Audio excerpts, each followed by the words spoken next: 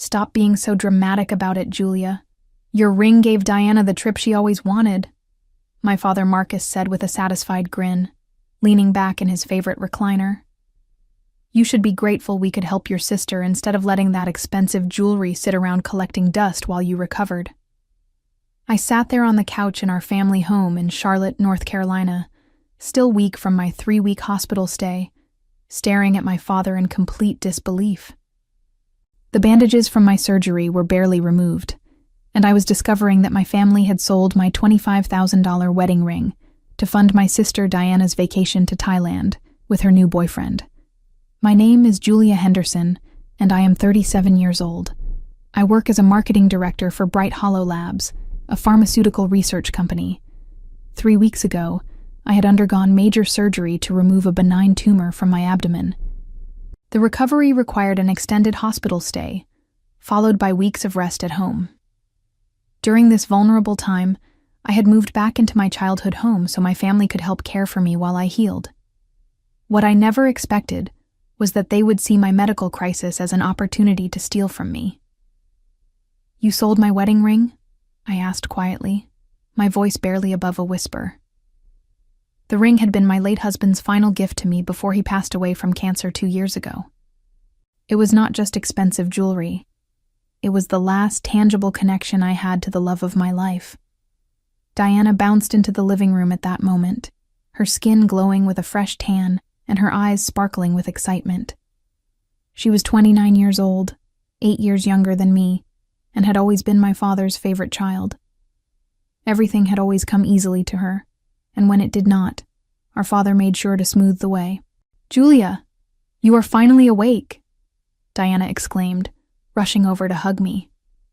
"I just got back from the most amazing 3 weeks in Thailand. The beaches were incredible, and the food was to die for. You would not believe the elephant sanctuary we visited." I felt a chill run down my spine as the pieces began falling into place. 3 weeks? I repeated slowly. Yes. Dad surprised me with the most generous gift. He said you wanted me to have an amazing vacation since I had been working so hard at the real estate agency. Diana's smile was radiant, completely oblivious to the darkness of what had actually transpired. My father's eyes met mine with a challenging stare. Diana deserved that trip, Julia. She has been struggling financially, and you have always had everything handed to you. It was time for you to contribute to this family for once. The cruelty of his words hit me like a physical blow, but something inside me remained eerily calm. I smiled sweetly at both of them, feeling a strange sense of satisfaction wash over me. There was something they did not know about that ring. Growing up in the Henderson household had taught me early that Diana could do no wrong in our father's eyes. My mother had passed away when I was 15, leaving Marcus to raise 2 daughters alone. Instead of treating us equally, he'd clearly chosen his favorite child and made no effort to hide his preference. Throughout high school and college, Diana received new cars, expensive clothes, and trips to Europe, while I worked part-time jobs to pay for my own expenses.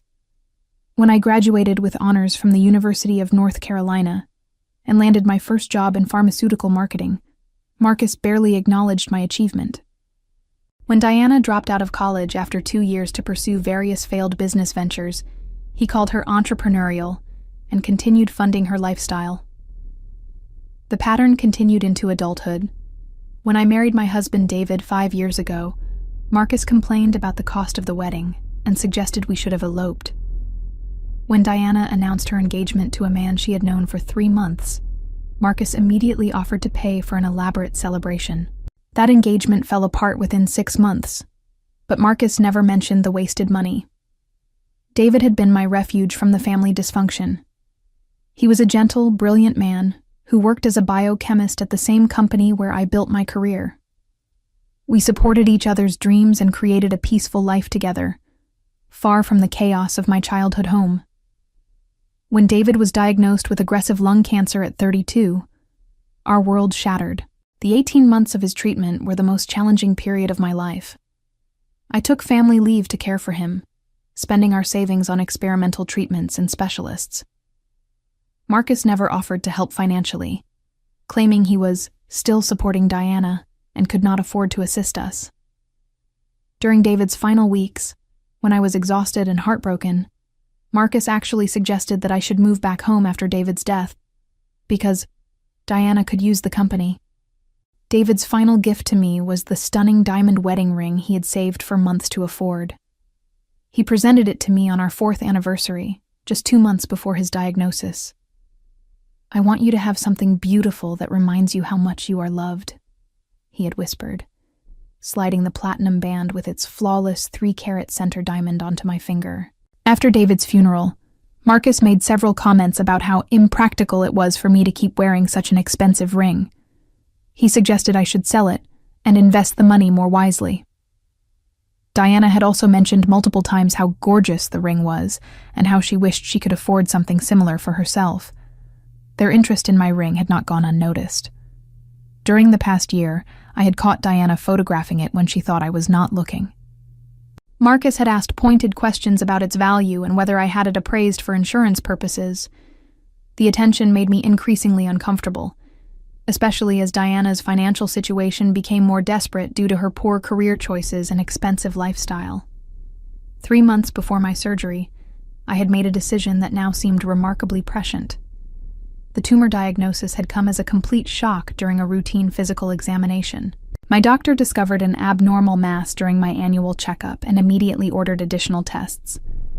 Within 2 weeks, I learned that I needed major abdominal surgery to remove what appeared to be a large benign growth that was causing internal complications.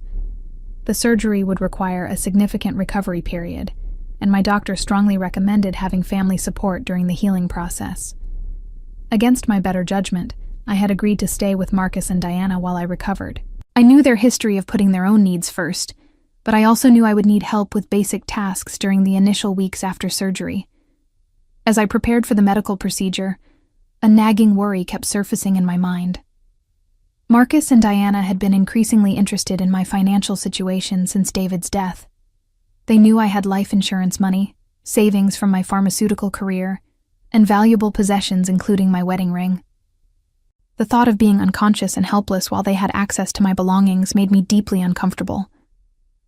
2 months before the surgery, I had taken a precautionary step that would prove to be life-saving. I visited a jewelry store in downtown Charlotte and found a cubic zirconia replica that was virtually identical to my real wedding ring. The fake cost $300 and was crafted so expertly that even experienced jewelry professionals would need specialized equipment to detect the difference immediately. I placed my authentic wedding ring in a safety deposit box at First National Bank under my maiden name, Julia Matthews.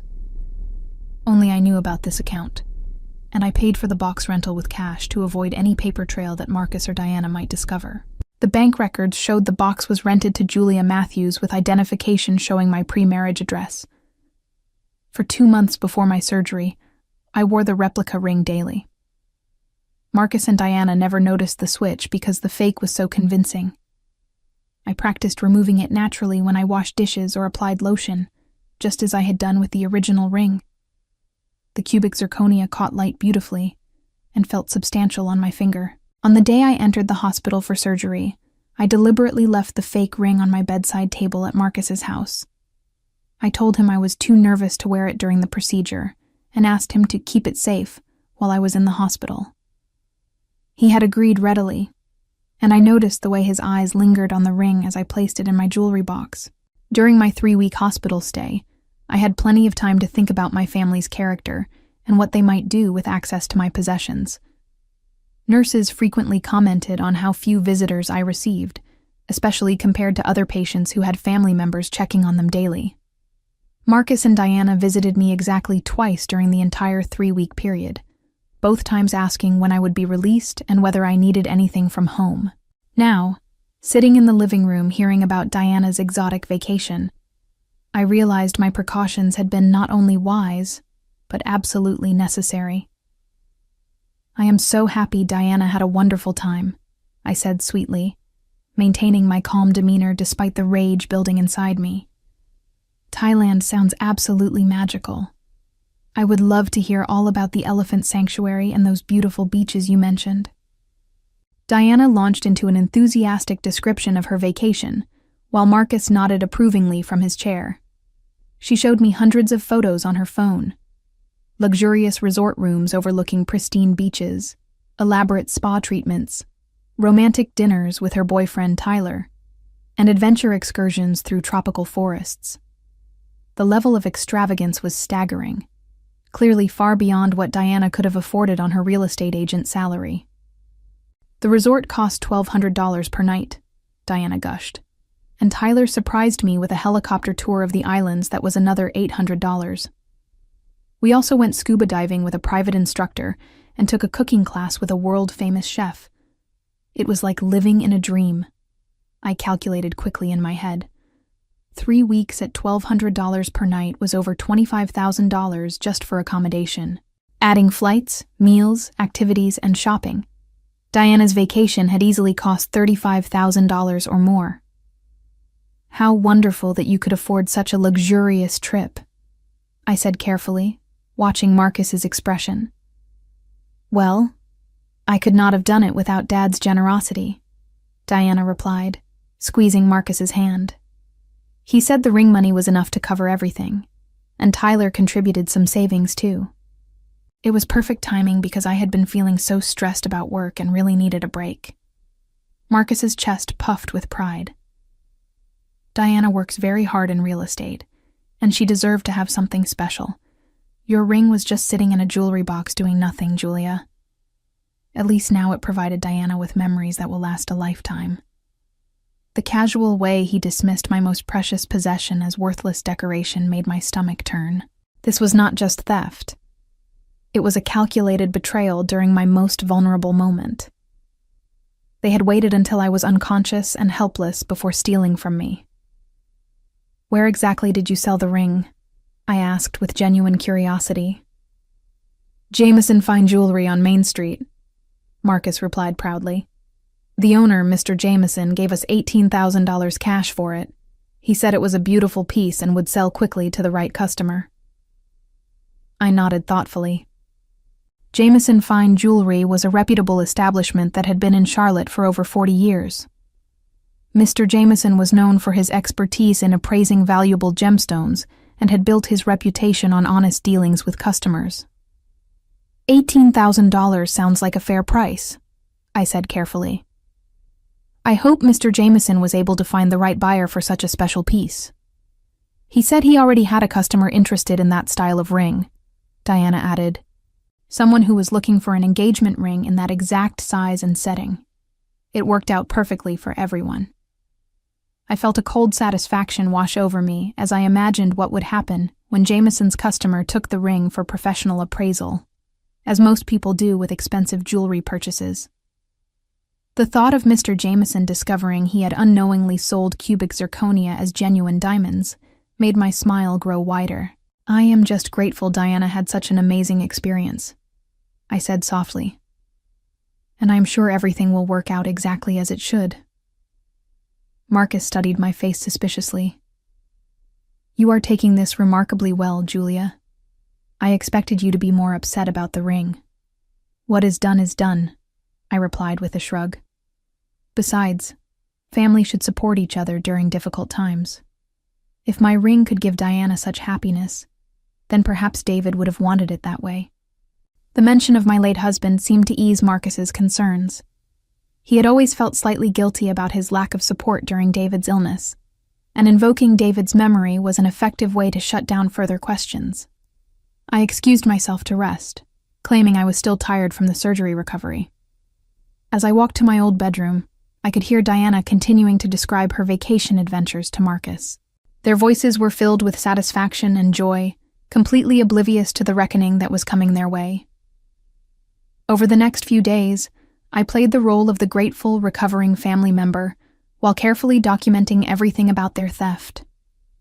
I took photos of Diana's vacation pictures displayed proudly around the house, recorded conversations where Marcus boasted about solving Diana's financial problems with my ring money, and made detailed notes about their spending timeline.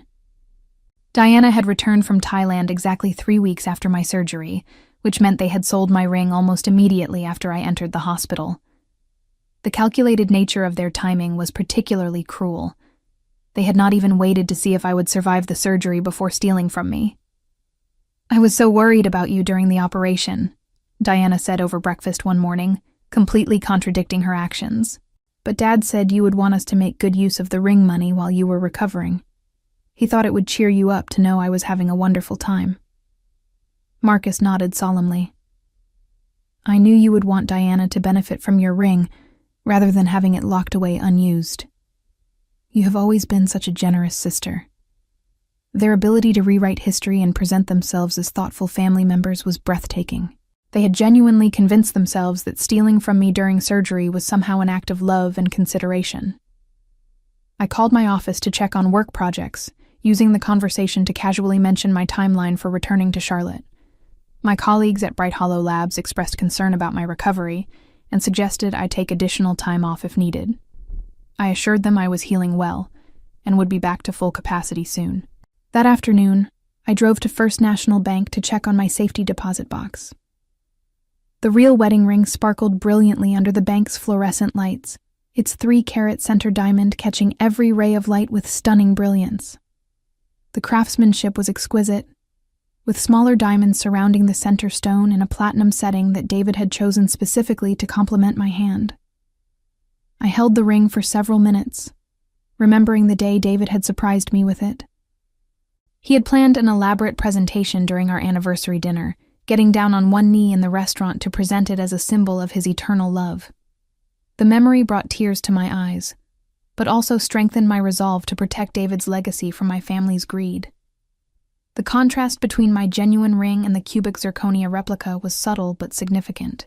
While the fake looked convincing to casual observers, the real diamonds had a depth and fire that no artificial stone could replicate.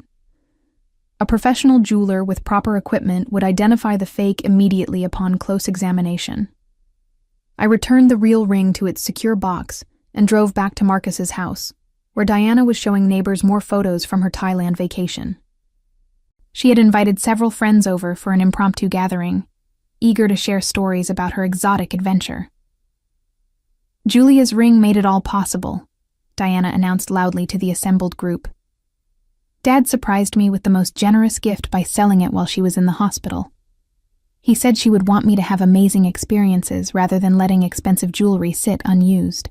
The neighbors looked uncomfortable with Diana's casual admission that she had funded her vacation with her sister's wedding ring, especially while I was recovering from surgery. Several people glanced at me sympathetically, clearly recognizing the inappropriate nature of the situation. "How thoughtful of your father," one neighbor said carefully, "to make such decisions during Julia's medical crisis." The subtle criticism in her tone went completely over Diana's head, but I caught the disapproving looks exchanged between several guests. Word would spread through the neighborhood about Marcus and Diana's behavior, adding another layer to the consequences they would soon face. I smiled graciously and thanked everyone for their concern about my recovery, playing the role of the forgiving sister while internally counting down the days until their deception would be exposed. 1 week after learning about the theft, I was preparing dinner when the doorbell rang insistently. Marcus was at his weekly poker game, and Diana was at work showing properties to clients. I was alone in the house, still technically recovering but feeling much stronger each day. Through the front window, I could see a man in an expensive suit standing on the porch, holding a small jewelry box and looking extremely agitated. My heart rate increased as I realized this might be the moment I had been anticipating. I opened the door to find a distinguished gentleman in his 60s, with silver hair and a deeply troubled expression. "Good evening. I am looking for Marcus Henderson. I am Harold Jameson from Jameson Fine Jewelry." "Hello, Mr. Jameson. I am Julia, Marcus's daughter. He's not home right now, but I can take a message for him." I kept my voice neutral despite my excitement. Mr. Jameson's face was grim. "Miss Henderson, I need to speak with your father immediately about a very serious matter. 3 weeks ago, he sold me a diamond ring that he claimed belonged to you.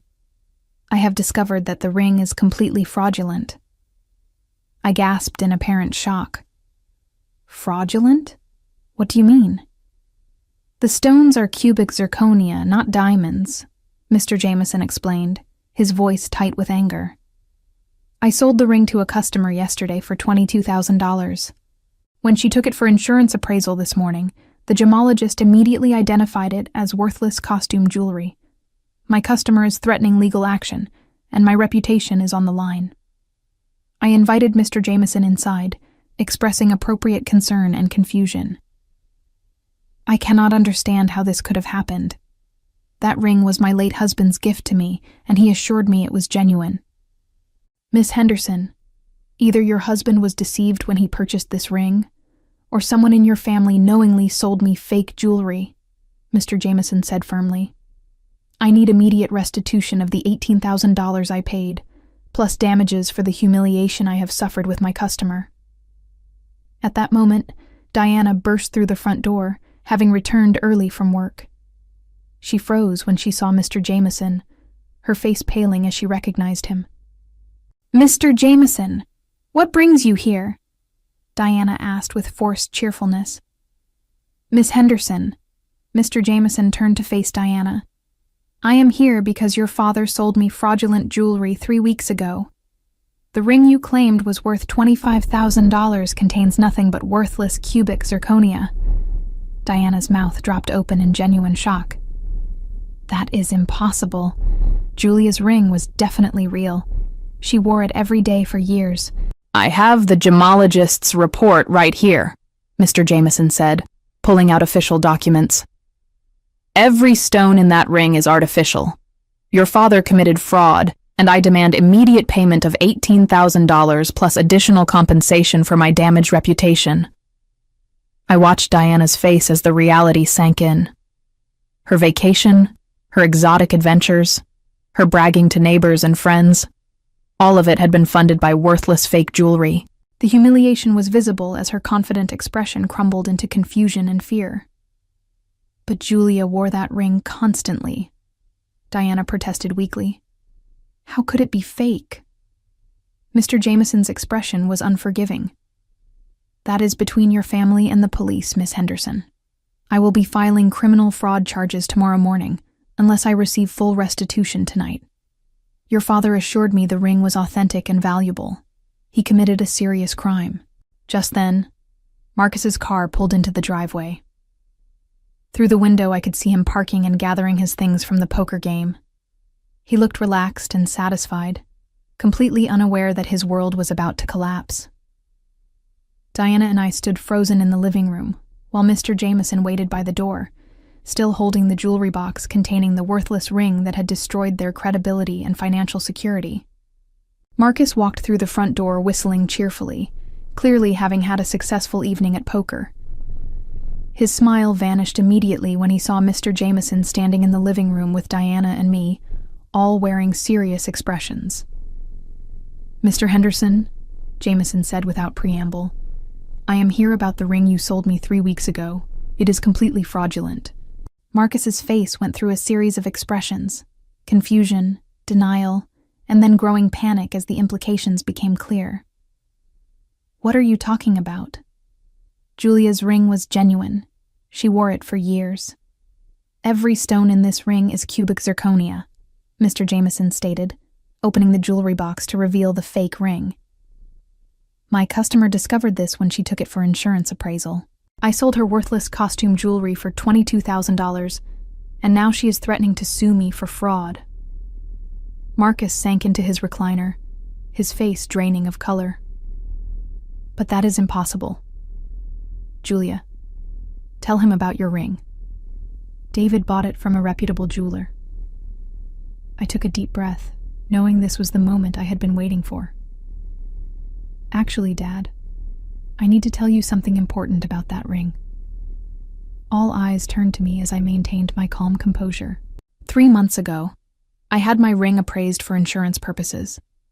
The jeweler mentioned how vulnerable expensive jewelry can be to theft, especially during times when people are incapacitated or hospitalized.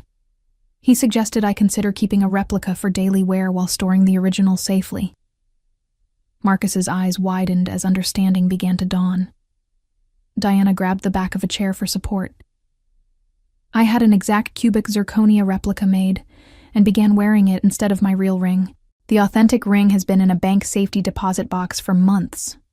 I paused, letting the revelation sink in completely.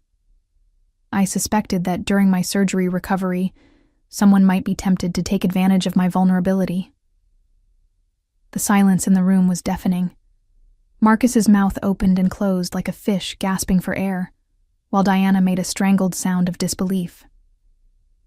"You deliberately set us up," Marcus whispered, his voice filled with shock and growing rage. "You knew we would sell your ring, so you left us a fake." "I protected my most valuable possession because I know my family's character," I replied calmly. "I never told you to steal from me during my surgery. I never gave you permission to sell my ring. You made those choices entirely on your own." Diana collapsed onto the couch, her face buried in her hands. "Oh my God, we are going to jail. Tyler will leave me. Everyone will know we are thieves and frauds." Mr. Jameson's expression had shifted from anger to fascination as he watched the family drama unfold. "Miss Henderson, are you saying you anticipated this theft and prepared accordingly?" "I hoped my family would respect my belongings during my medical crisis," I said carefully. "But I also took precautions to protect something irreplaceable, my late husband's final gift to me." Marcus stood up abruptly, his face red with fury. "You manipulated us. You knew we needed money, and you deliberately left fake jewelry knowing we might sell it." "I left my ring in my jewelry box in my room," I corrected firmly. "You stole it without permission while I was unconscious in a hospital bed. The fact that you stole something worthless instead of something valuable does not change the nature of your crime." Mr. Jameson cleared his throat.